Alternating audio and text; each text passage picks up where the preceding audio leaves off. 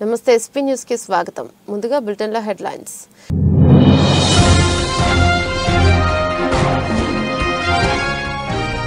పన్నుల విధానం యథాతథం. 7 లక్షల లోపు ఆదాయంపై నో ట్యాక్స్.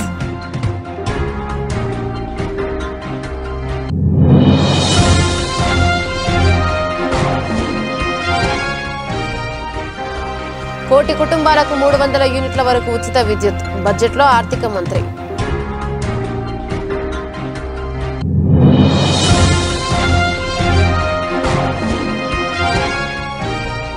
ఏపీకి ఓడిఓపీలో అవార్డుల పంట. హర్షం వ్యక్తం చేసిన సీఎం జగన్.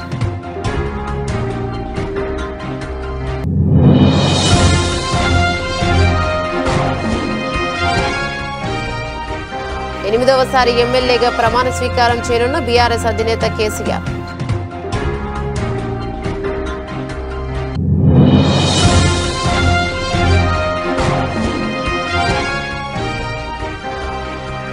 రెండో టెస్టుకు ముందే ఇంగ్లాండ్కు షాక్. గాయంతో స్టార్ స్పిన్నర్ దూరం.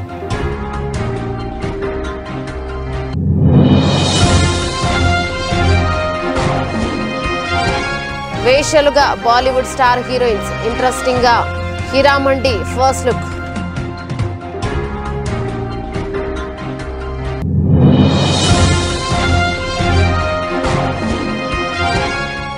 స్వల్ప నష్టాల్లో స్టాక్ మార్కెట్లు. కుప్పముంచిన పేటీఎం.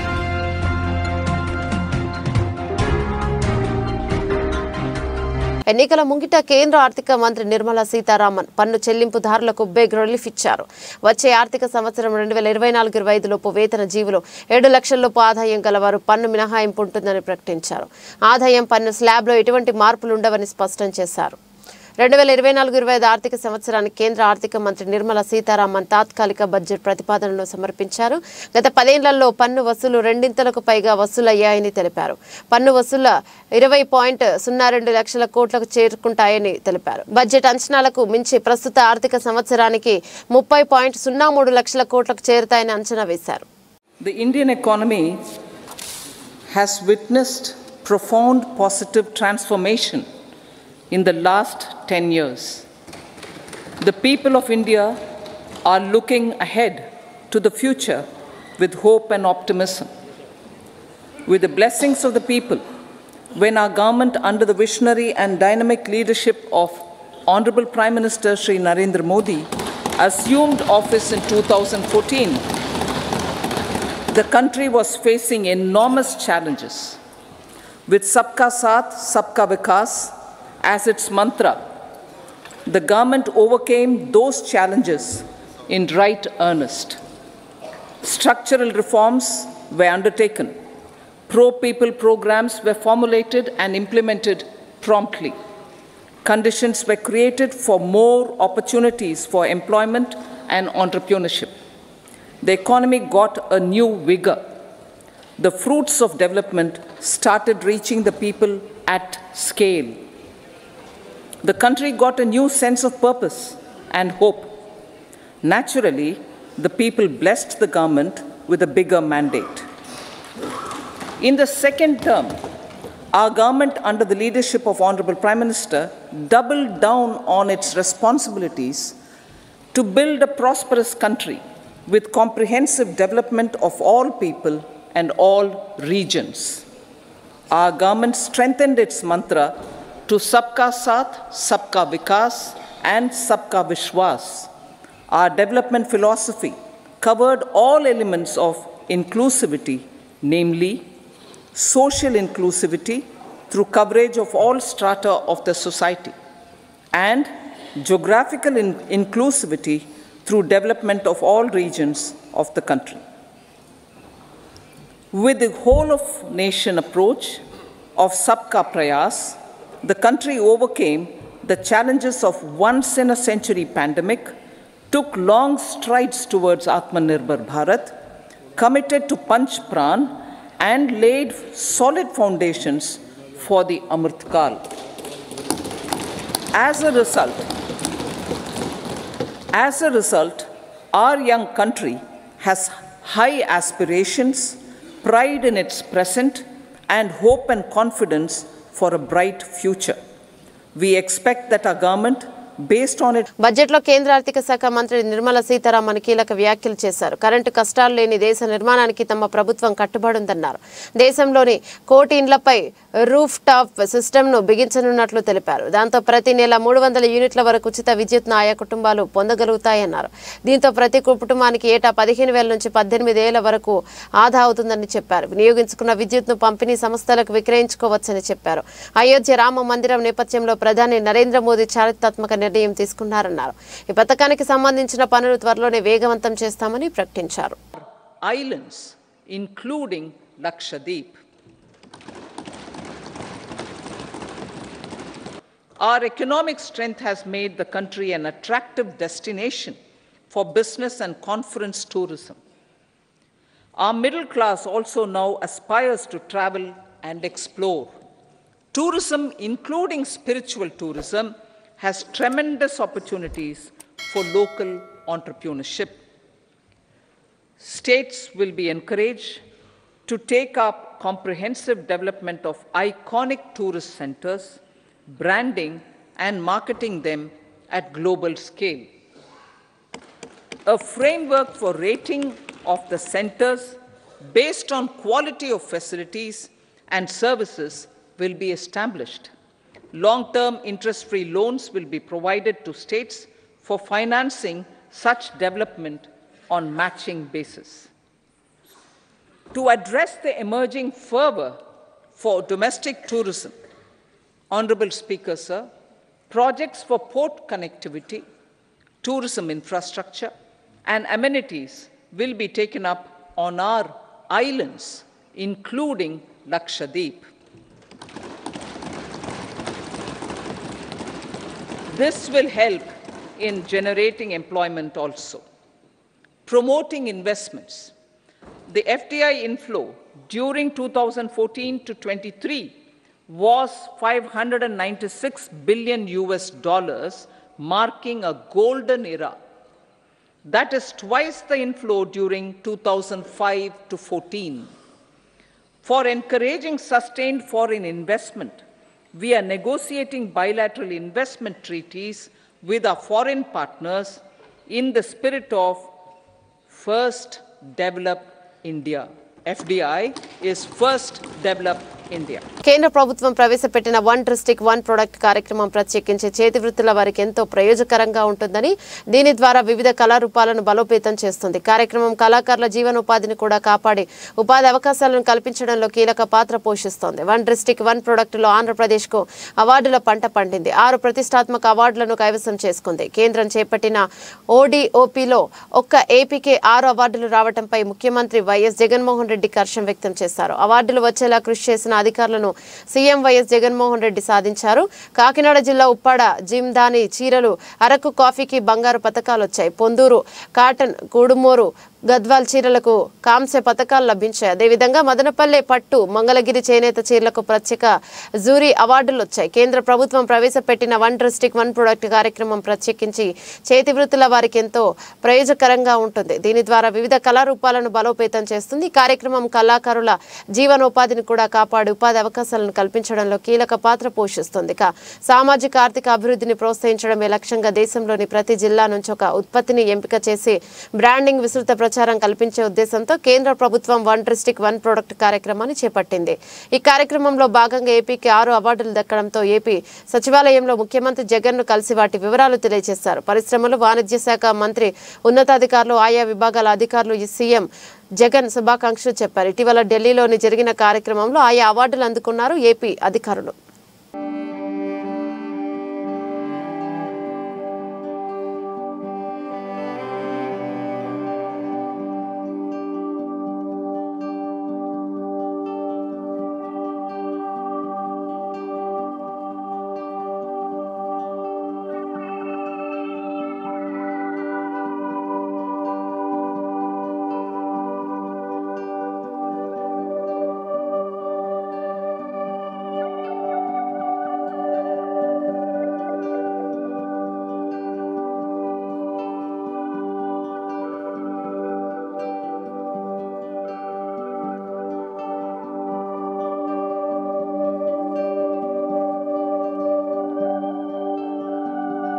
మాజీ ముఖ్యమంత్రి బీఆర్ఎస్ అధినేత కేసీఆర్ ఇవాళ ఎమ్మెల్యేగా ప్రమాణ స్వీకారం చేయనున్నారు. రాష్ట్ర రాజకీయాల సుదీర్ఘ అనుభవం ఉన్న నేతగా కేసీఆర్ 8వసారి ప్రమాణం చేయనున్నారు.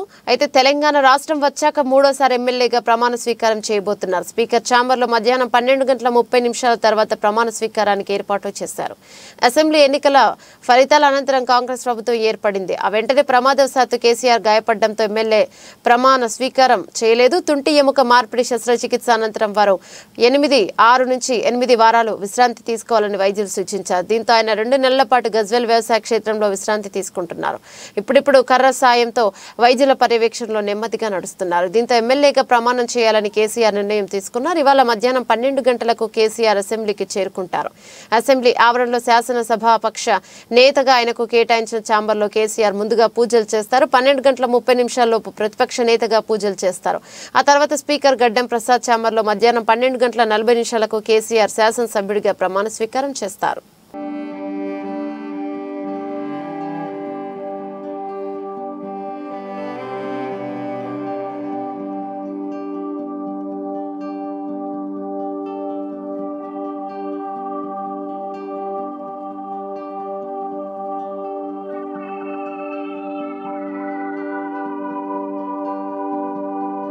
జగిత్యాల జిల్లా రాయికల్ మండలంలోని అల్లిపూర్ గ్రామంలో పద్మానాయక్ సంఘంలో నూతన బోర్ను ప్రారంభించారు. అనంతరం గ్రామంలోని తెలుగువాడ, అత్తినేనివాడ, ఎంబారివారివాడ, మందాటి నుండి D53 కెనాల్ వరకు ఫార్మేషన్ రోడ్డు మరియు పలు వార్డులలో రోడ్లు, డ్రైనేజీలు దాదాపు 40 లక్షల రూపాయల అభివృద్ధి పనులకు కొబ్బరికాయ కొట్టి పనులు ఎమ్మెల్సీ జీవన్ రెడ్డి ప్రారంభించారు. కార్యక్రమంలో గ్రామ సర్పంచ్ గంగారెడ్డి, బ్లాక్ కాంగ్రెస్ అధ్యక్షులు రాజీరెడ్డి, కాంగ్రెస్ పార్టీ మండల అధ్యక్షులు రవీందర్ రావు, మండల ప్రధాన కార్యదర్శి మహేందర్ గౌడ్, జిల్లా యూత్ ప్రధాన కార్యదర్శి మహిపాల్ రెడ్డి, గ్రామ శాఖ అధ్యక్షులు రమేష్, పురోహితులు వినయ్, వార్డు సభ్యులు వాసు, సురేష్, ఎండి ముజాజ్ దేవి, అనిత, కాంగ్రెస్ పార్టీ కార్యకర్తలు పాల్గొన్నారు.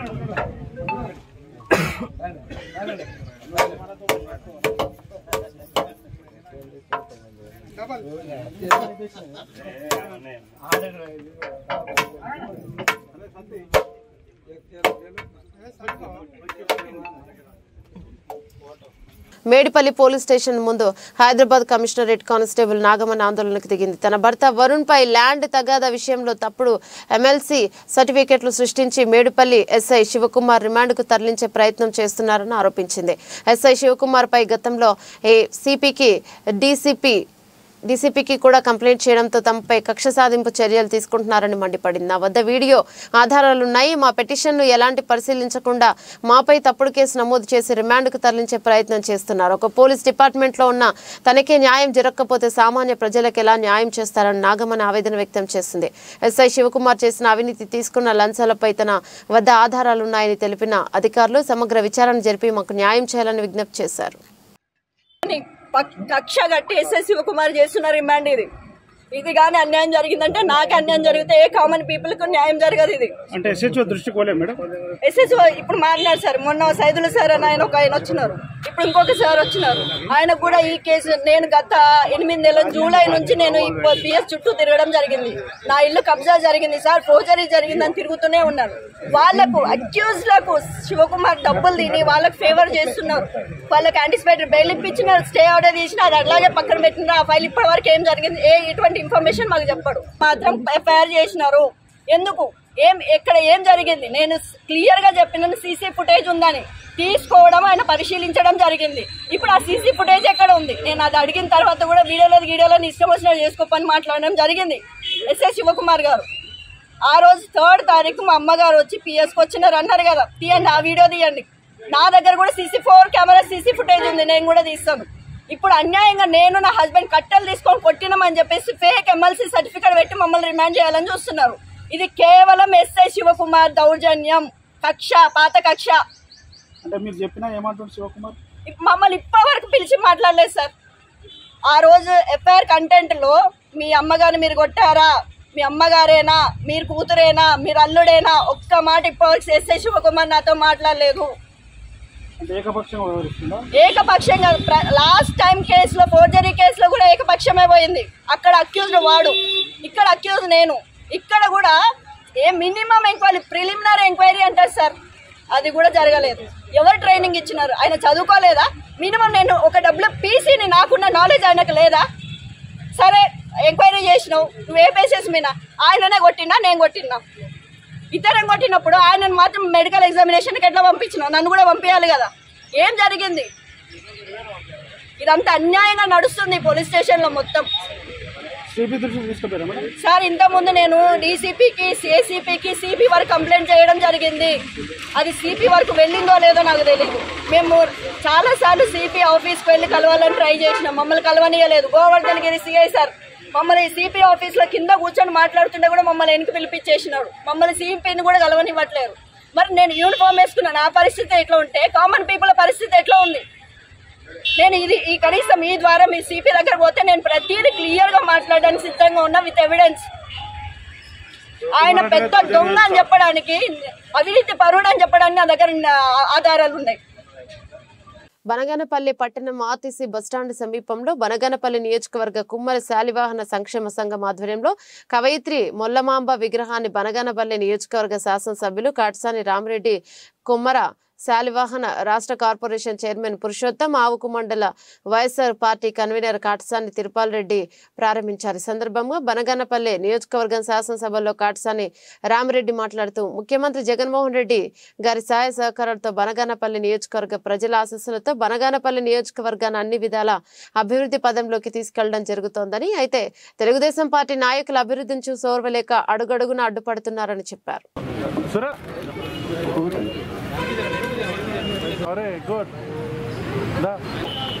ఆయన అంటున్నాడు సార్.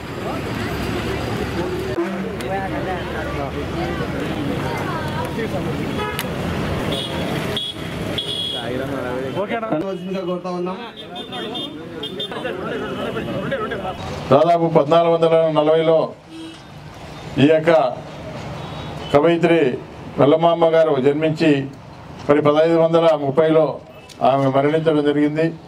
మరి ఆ సమయంలో అంటే ఆనాడు మహిళలు కూడా ఎవరు కూడా బయటికి వచ్చే పరిస్థితులు లేవు. అటువంటి పరిస్థితుల్లో కూడా మరి సంస్కృతంలో ఉన్నటువంటి రామాయణాన్ని తెలుగులో అనువదించి ఈరోజు మనమంతా కూడా ఈ యొక్క రామాయణాన్ని, ఆ యొక్క అనువదించినటువంటి పుస్తకాలు మనం చదువుకుంటా ఉన్నాము, చూస్తూ ఉన్నాము, వింటా ఉన్నాము. అంటే ఆనాడు మన యొక్క కవయిత్రి మొల్లమాంబ గారు రచించినటువంటి ఈ రామాయణం, అనువదించినటువంటి రామాయణాన్ని ఈ రోజు వరకు కూడా మనం గుర్తుపెట్టుకున్నామనే విషయాన్ని కూడా తెలియజేస్తూ ఉన్నాం. అదేవిధంగా ఆనాడు అంటే దాదాపు 500 సంవత్సరాల క్రితం ఆ రోజుల్లో మహిళలు ఎవరు కూడా బయటకు వచ్చేవాళ్ళు కాదు. ఎందుకంటే ఎవరైనా ఒక భర్త చనిపోతే ఆ భర్తతో పాటు భార్యను కూడా మంటలు వేసి కాల్చే పరిస్థితులు ఆనాడు చూసాం. అంటే మనం ఏం చూడలేదు కానీ ఆ రోజు ఇప్పుడు వింటా ఉన్నాం, సతీ గమనం అని చెప్పి ఆ రోజుల్లో ఉండేది. భర్త చనిపోతే భార్య ఉండేదానికి వీల్లేదు. ఆ విధంగా ఆ రోజుల్లో 500 సంవత్సరాల క్రితం అటువంటి పరిస్థితులు ఉన్నాయి. కానీ కాలక్రమేణా ఈరోజు చాలా మార్పు వస్తూ ఉంది.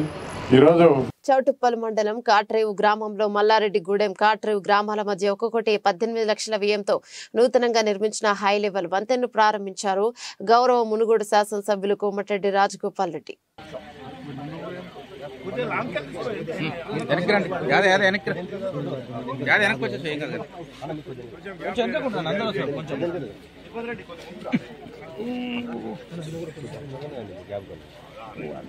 Okay sir.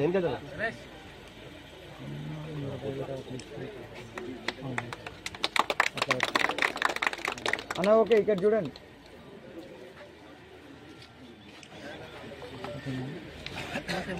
Okay sir. Nagar Kurnool parliament స్థానానికి కాంగ్రెస్ అభ్యర్థిగా ఢిల్లీలో తెలంగాణ ప్రభుత్వ ప్రత్యేక ప్రతినిధి డాక్టర్ మల్లు రవి తరపున ఆయన తనయుడు మల్లు సిద్ధార్థ్ బుధవారం గాంధీ భవన్లో దరఖాస్తును సమర్పించారు.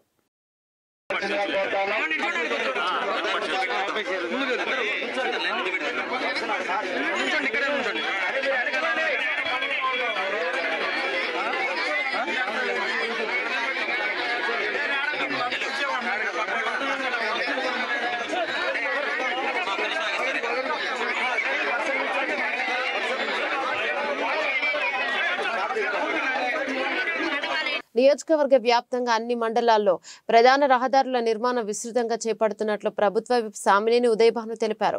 జగ్గయ్యపేట నియోజకవర్గ అభివృద్ధిలో భాగంగా జగ్గయ్యపేట నియోజకవర్గ వాత్సవాయి మండలం వేమవరం పెనుగంచిపోలు వరకు 3 కిలోమీటర్ల మేర 1.5 కోట్ల రూపాయలతో నూతనంగా నిర్మిస్తున్న రోడ్డు నిర్మాణ పనులను రాష్ట్ర ప్రభుత్వ విప్ శాసనసభ్యులు సామినేని ఉదయభాను పరిశీలించారు. ఈ సందర్భంగా ఉదయభాను మాట్లాడుతూ ముఖ్యమంత్రి వైఎస్ జగన్మోహన్ రెడ్డి పాలనలో రహదారుల నిర్మాణానికి అత్యధిక ప్రాధాన్యతనిస్తూ వాటి అభివృద్ధికి కృషి చేస్తున్నట్లు తెలిపారు.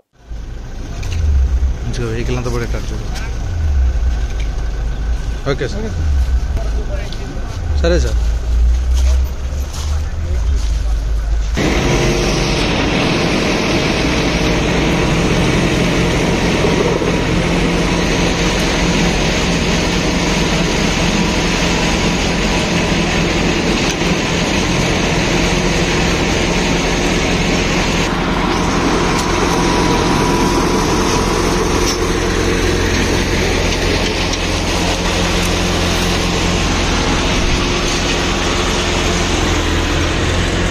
తొలి టెస్టుల్లో గెలిచి జోరు మీదున్న ఇంగ్లాండ్కు భారీ షాక్ తగిలింది. Star spinner Jack Leach Vizag టెస్టుకు దూరమయ్యాడు. మోకాలి గాయంతో బాధపడుతున్న లీచ్ రెండో టెస్టులో ఆడడం లేదని గురువారం కెప్టెన్ బెన్ స్టోక్స్ వెల్లడించారు. విశాఖపట్నం టెస్టు సెలక్షన్ కు లీచ్ అందుబాటులో లేడు. గాయం కారణంగా అతడి మోకాల్లో రక్తం గడ్డకట్టింది. లీచ్ ను వైద్యులు పర్యవేక్షిస్తున్నారని స్టోక్స్ తెలిపాడు. లీచ్ గాయం మరింత పెద్దది కాదని భావిస్తున్నా త్వరలోనే అతడు మళ్లీ జట్టుతో కలుస్తాడని స్టోక్స్ తెలిపాడు. లీచ్ స్థానంలో పాకిస్తాన్ మూలాలున్న షోయబ్ బషీర్ ఆడే ఛాన్స్ ఉంది. అదే జరిగితే క్లాస్ క్రికెట్లో సంచలనం ప్రదర్శన చేసిన బషీర్ వైజాగ్లో టెస్టులో డెబ్యూట్ చేస్తాడు. ఉప్పల్ స్టేడియంలో జరిగిన తొలి టెస్టుల్లో ఫీల్డింగ్ చేస్తుండగా లీచ్ గాయపడ్డాడు. 2 ఇన్నింగ్స్లో అతి కష్టంగా క్రూయిజుల్లోకి వచ్చాడు. లీచ్ 2 ఇన్నింగ్స్లో కేవలం 2 వికెట్లు తీశాడంతే.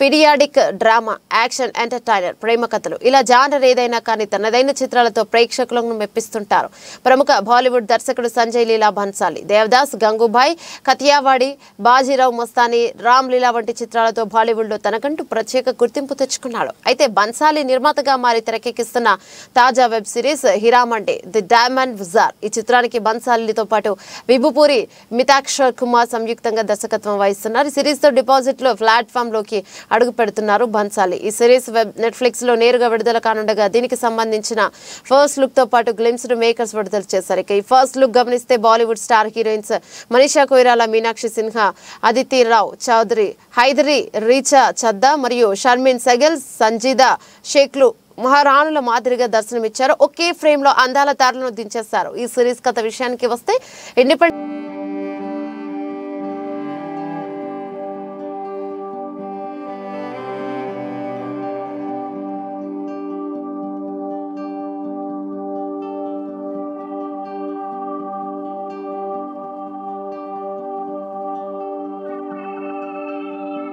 గురువారం స్టాక్ మార్కెట్లు స్వల్ప నష్టాల్లో ప్రారంభమయ్యాయి. ఉదయం 9:20 బీఎస్ఈ సెన్సెక్స్ 50 పాయింట్లు నష్టపోయి 71,701 వద్ద ట్రేడ్ అవుతోంది.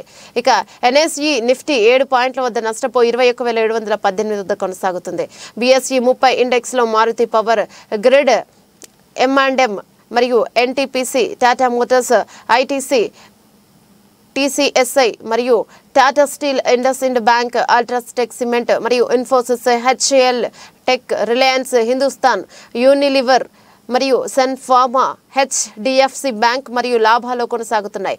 Nestle India, Asian paints, Kotak Mahindra bank, axis bank, Bharti Airtel మరియు Titan, JSW steel, ICICI bank, Wipro, L and T నష్టాల్లో కొనసాగుతున్నాయి. కాసేపట్లో బడ్జెట్ ప్రవేశపెట్టనున్న నేపథ్యంలో స్టాక్ మార్కెట్ల పనితీరు ఉండే అవకాశం ఉంది. మరోవైపు పేటీఎం షేర్ల గురువారం భారీగా పడిపోయాయి. గురువారం పేటీఎం షేర్ ప్రైస్ దాదాపు 20% పడిపోయింది. 152 పడిపోయి 609 వద్ద ట్రేడ్ అవుతుంది. మార్చి 1, 2024 నుంచి పేటీఎం డిపాజిట్లు స్వీకరించొద్దని ఆర్బీఐ ఆదేశించింది. దీంతో పేటీఎం షేర్లు భారీగా పడిపోయాయి. పేటీఎం ఐపీగా వచ్చిన నుంచి భారీ పెట్టుబడిదారులకు భారీ నష్టాలను మిగిల్చింది.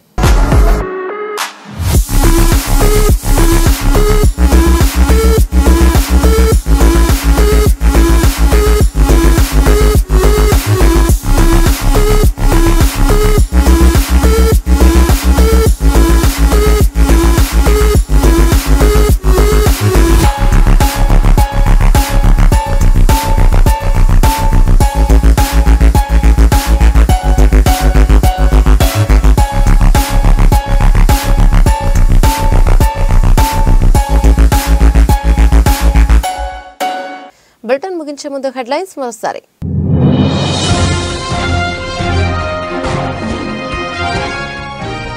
పన్నుల విధానం యథాతథం, 7 లక్షల లోపు ఆదాయంపై నో ట్యాక్స్.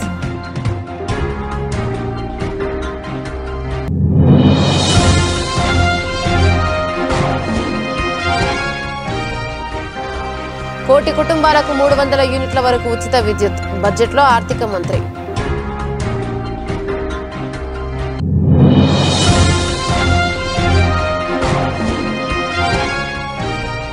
ఏపీకి ఓడిఓపీలో అవార్డుల పంట, హర్షం వ్యక్తం చేసిన సీఎం జగన్.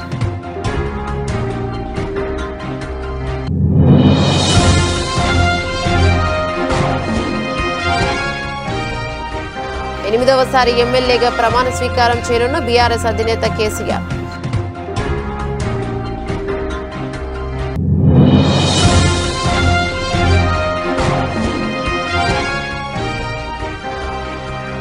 రెండో టెస్టుకు ముందే ఇంగ్లాండ్కు షాక్, గాయంతో స్టార్ స్పిన్నర్ దూరం.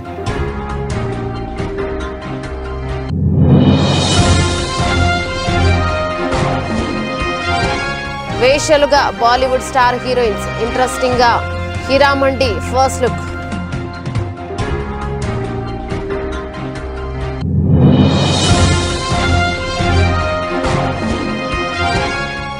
స్వల్ప నష్టాల్లో స్టాక్ మార్కెట్లు కుప్పముంచిన పేటీఎం.